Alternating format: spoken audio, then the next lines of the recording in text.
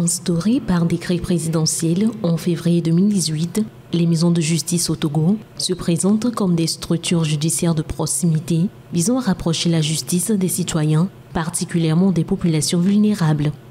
Leur mission principale est d'offrir des solutions alternatives telles que la médiation et la conciliation pour résoudre les litiges du quotidien comme les conflits de voisinage ou les problèmes d'état civil. Depuis leur création, le réseau de ces structures n'a cessé de s'étendre. En septembre 2024, le gouvernement a annoncé la mise en place de 8 nouvelles maisons de justice, faisant passer leur nombre de 16 à 24. Récemment, 3 d'entre elles ont ouvert leurs portes à Djaglé, Ségbé et Aképe, témoignant de l'engagement continu des autorités à rendre la justice plus accessible. Ces maisons offrent des services gratuits et adaptés aux réalités culturelles locales. Elles participent ainsi à désengorger les tribunaux tout en favorisant la compréhension et la tolérance entre les citoyens, contribuant à la préservation du tissu social. En 2023, elles ont enregistré plus de 4500 saisines à travers le pays, illustrant leur rôle croissant dans le paysage judiciaire togolais. Cette expansion s'inscrit dans une dynamique nationale visant à renforcer l'accès à la justice et à répondre aux attentes des populations. Toutefois, le défi reste de pérenniser ces acquis et d'adapter les services aux besoins spécifiques de chaque région.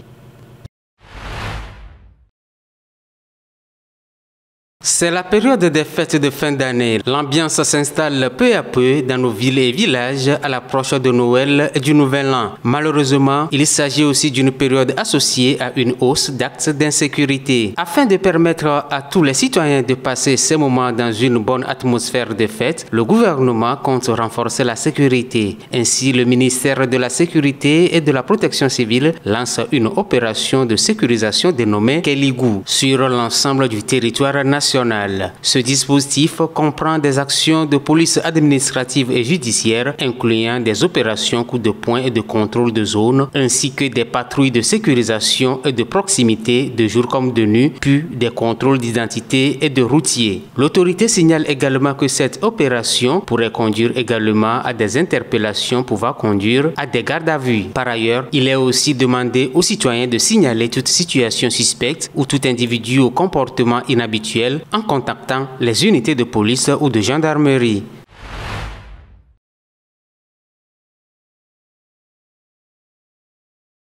Depuis quelque temps au Togo, l'on assiste à une augmentation significative des arnaques téléphoniques, des fraudes par SMS, des dévalusements de comptes mobile money.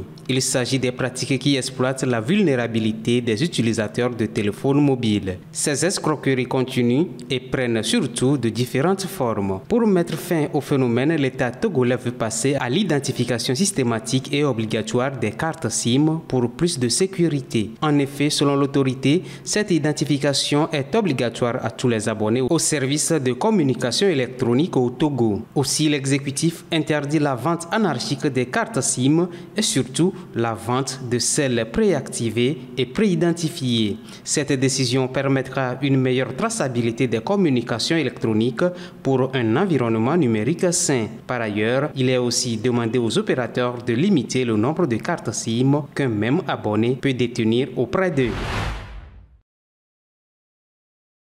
Quelques années après avoir ouvert ses portes à Lomé, l'hôpital de référence Dr Lafayette entame une mise en œuvre de sa politique de proximité. En effet, dans le but de mieux rapprocher les soins des populations, Dr Lafayette amorce une extension des services spécialisés. Ainsi, à partir du 6 janvier 2025, l'hôpital situé dans la ville de Kara ouvre une unité de dialyse afin de prendre en charge les patients souffrant d'insuffisance rénale sans qu'ils aient à se déplacer vers Lomé.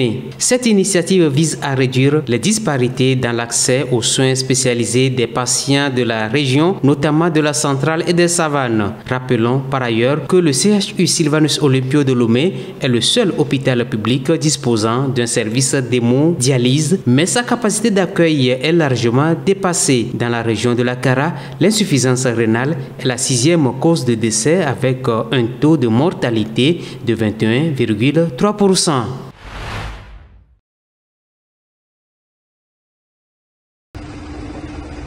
Moscou et Kiev ont procédé à un échange d'environ 150 prisonniers de chaque côté avec la médiation des Émirats arabes unis. Le président ukrainien Volodymyr Zelensky a annoncé le retour de 189 captifs ukrainiens, incluant des défenseurs de sites symboliques comme Azovstal, Mariupol ou Tchernobyl. Des images diffusées montrent des hommes montant à bord d'un bus avant d'être transférés en Biélorussie pour des soins et une réhabilitation. Dans le nord de l'Ukraine, des familles attendent avec impatience leurs proches.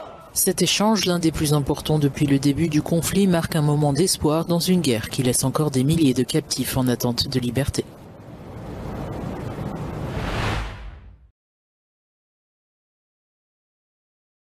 Les personnes aveugles et malvoyantes sont souvent négligées dans l'industrie de la mode. Mais Angela Wanjiku, fondatrice de Easy Studio, souhaite changer cela. Son entreprise propose une collection unique de vêtements qui communiquent directement avec leurs clients grâce au braille. Easy Studio crée des pièces tactiles, chacune portant un message spécial. Nous créons des vêtements adaptés aux besoins des personnes malvoyantes, en repensant et en intégrant des éléments spécifiques dans nos créations. Chaque pièce comporte des impressions en braille, des motifs tactiles et des phrases inspirantes en braille. Parmi ces phrases, on retrouve « Moins nous voyons avec nos yeux, plus nous voyons avec nos cœurs ». Ces messages visent à promouvoir l'inclusion et à offrir à ceux qui portent nos vêtements une expérience unique. Au Kenya, 224 000 personnes sont aveugles et 750 000 vivent avec des déficiences visuelles. Tous les matériaux utilisés par Easy Studio proviennent de sources locales. Leurs vêtements sont vendus sur les réseaux sociaux et sur 2 plateformes de commerce électronique. Jules Sumbura est avocat de profession et client de la marque. Les vêtements que je porte, notamment les t-shirts, sont de la marque Easy Studio. Ils sont conçus pour permettre aux aveugles ou aux personnes malvoyantes de profiter de la mode d'une manière unique. Easy Studio veille à ce que les vêtements reflètent notre identité et à ce que nous sommes, avec des messages en braille et tactiles.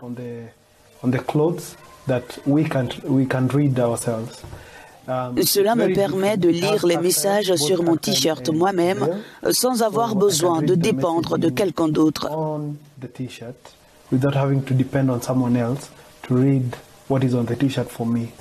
Ces vêtements de la marque kenyane sont une fierté pour leur créatrice Angela Wanjiku, mais aussi pour leur rôle essentiel de connecter les personnes malvoyantes à leur style de manière autonome et inclusive.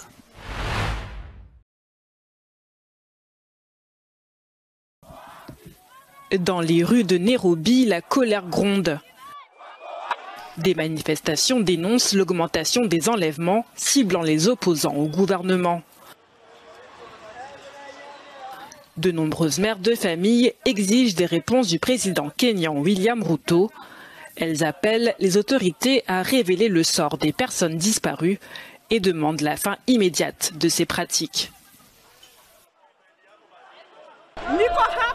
Je suis ici pour que mon enfant soit relâché. C'est mon enfant. Je demande au gouvernement de bien vouloir dire où il se trouve. Je préfère que vous me tuiez. Je suis là. Il y a beaucoup d'autres personnes avec moi. Libérez nos enfants, s'il vous plaît. Parmi les manifestants, le sénateur Okiya Omatata a lui-même été arrêté. Il accuse le régime de cibler ses opposants pour museler toute critique. Son message, respecter la Constitution ou quitter le pouvoir. Il réclame une justice équitable et la libération de toutes les personnes enlevées.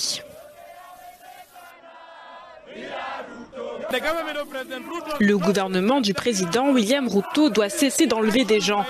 Ces actions du gouvernement qui visent des détracteurs prouvent que ce régime est devenu abusif. Et nous sommes là pour exiger qu'il revienne à la raison, qu'il respecte l'état de droit ou qu'il quitte le pouvoir.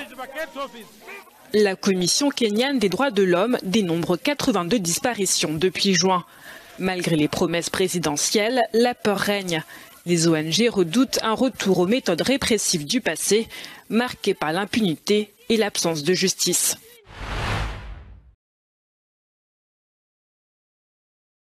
La communauté de Jarvang croyait avoir tourné la page du ver de Guinée en 2014. Cependant, l'année dernière, ce village de 500 habitants a été frappé par une nouvelle épidémie. Nyongangagek et ses 2 fils âgés de 13 et 7 ans ont été infectés après avoir consommé de l'eau d'un marécage lors d'un voyage en mai 2021. Dans mon enfance, j'ai contracté le ver de Guinée et j'ai dû subir une opération avec incision pour le retirer. Plus tard, lors d'une 2e infection, le centre Carter est intervenu. Grâce à leur méthode, le ver a été retiré sans recours à une nouvelle opération. Lors de leur récente intervention, ils ont adopté une approche différente. Le ver a été enroulé et la zone bandée sans extraction immédiate. J'ai énormément apprécié leur présence et leur soutien. En 2017, après plusieurs années sans signaler de cas, le centre Carter, créé par l'ancien président américain Jimmy Carter, avait suspendu ses activités dans le comté d'Awerial où se situe le village de Jarvang. Le centre Carter travaille à l'éradication de la dracunculose au Soudan du Sud. Nous travaillons avec détermination pour éduquer les communautés sur l'importance de signaler les cas, sur les méthodes efficaces pour contenir la maladie et les moyens de prévention dans les comtés, mais sur l'ensemble du pays. L'ONG a également élargi ses efforts en enseignant aux habitants comment détecter la présence du ver de Guinée chez les animaux.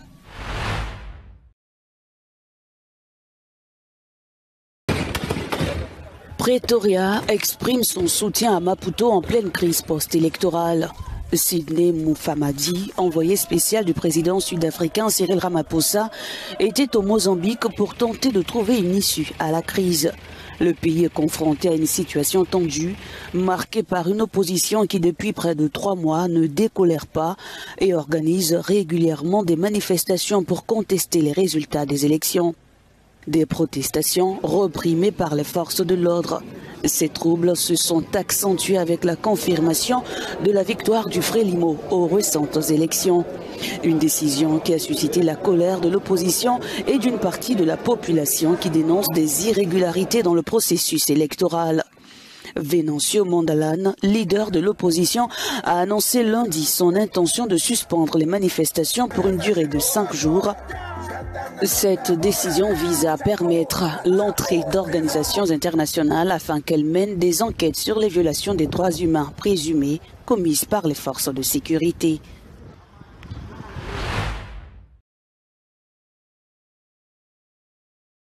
Il y a 5 ans, une pandémie mondiale frappait le monde entier, causée par le virus SARS-CoV-2, un coronavirus responsable du syndrome respiratoire aigu sévère 2, et la maladie qu'il provoquait était le Covid-19. L'épidémie déclarée à Wuhan en Chine s'est rapidement transformée en une urgence sanitaire mondiale, touchant tous les continents. En mars 2020, le directeur général de l'OMS, Tedros Adhanom Ghebreyesus, tirait la sonnette d'alarme sur la gravité du coronavirus. Au cours des 2 premières années de la pandémie, près de 15 millions de personnes ont perdu la vie en raison de la maladie, marquant un tournant historique dans la lutte mondiale contre les pandémies. Les systèmes de santé ont été submergés et les sociétés ont dû s'adapter à de nouvelles réalités, notamment les confinements, la distanciation sociale et l'accélération des recherches sur les vaccins. En décembre 2020, la course au vaccin contre le Covid-19 a enfin porté ses fruits avec les premières autorisations de vaccins à grande échelle. 5 ans plus tard, il est crucial de rappeler que le Covid circule toujours. Le virus continue d'influencer la santé publique à travers le monde avec de nouveaux variants.